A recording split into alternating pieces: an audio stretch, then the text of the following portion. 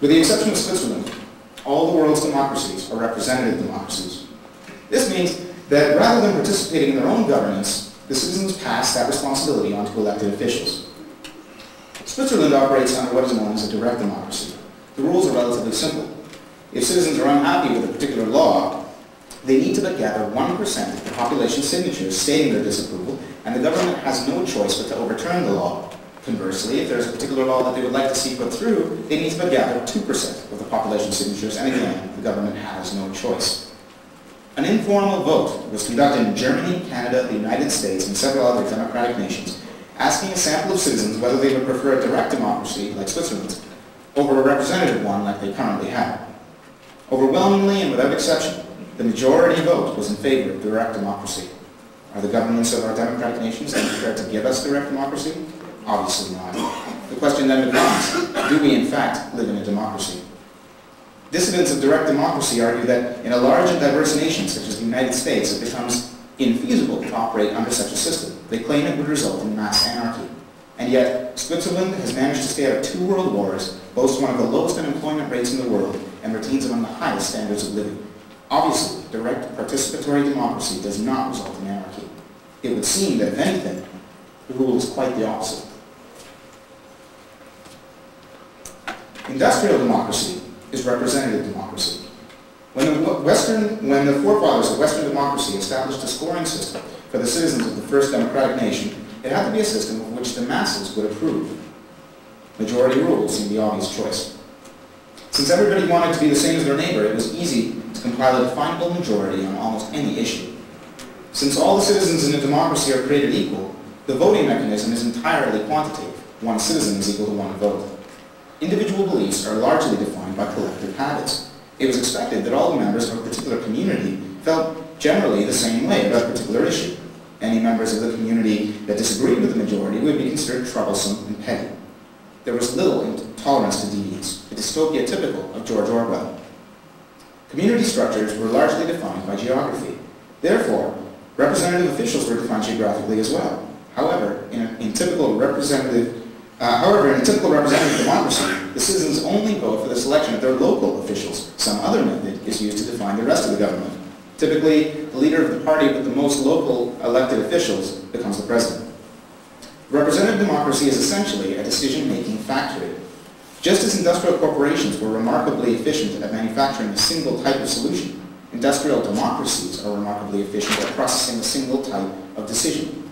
As long as there was a definable majority on any issue, representative democracy would rule the day. However, just as with the corporate assembly line, as soon as the nature of the problem changes, the process begins to break down because it cannot adapt quickly enough. As early as the 1950s, the freedom offered by the democracies of the world led to special interest groups with unique demands. As the number of groups grew, the number of individual interests grew accordingly. The problem faced by the governments of these countries is that many of these niche interests conflicted with each other. The definable majority was slowly disappearing. However, still requiring a majority to be elected, politicians continued to try and please as many people as possible. They invented oxymoronic terms like left-wing conservative and liberal republican to garner as many votes as possible. The end result was, and unfortunately is, a mock democracy where elected officials carry little to no accountability for their statements and actions. As long as they are elected, they are relatively free to do whatever they please once the election is over.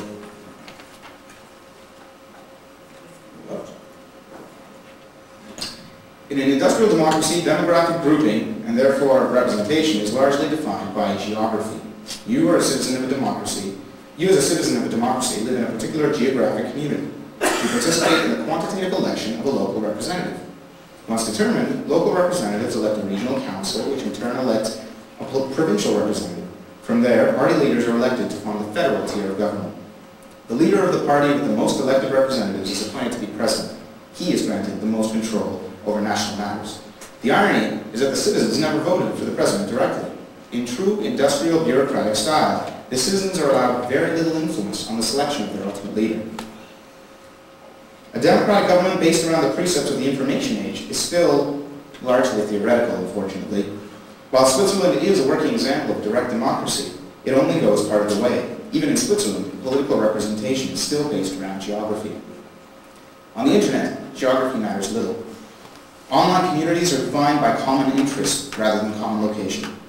Collective groupings are defined by intangible factors, such as shared knowledge, rather than tangible ones, such as geography. Even the very emblem of industrial representative democracy, the nation-state, is muted next to the competing needs of millions of individuals, each wanting their own representation their own way. If a representative democracy is a decision-making factory, then an ideal, direct democracy is an adaptive ecosystem. The key to successfully serving so many different individuals is flexibility. In order to become more flexible, the democracies of the world need to collapse their bureaucracies and provide their citizens with direct, participatory access to an adaptive network of government resources, which is, as yet, non-existent. In order to accurately measure the needs of individual citizens, a qualitative rather than quantitative voting mechanism must be implemented. The question must shift from yes or no to what are you willing to give up for it. Once accurately measured, these qualitative votes must be acted upon in real time.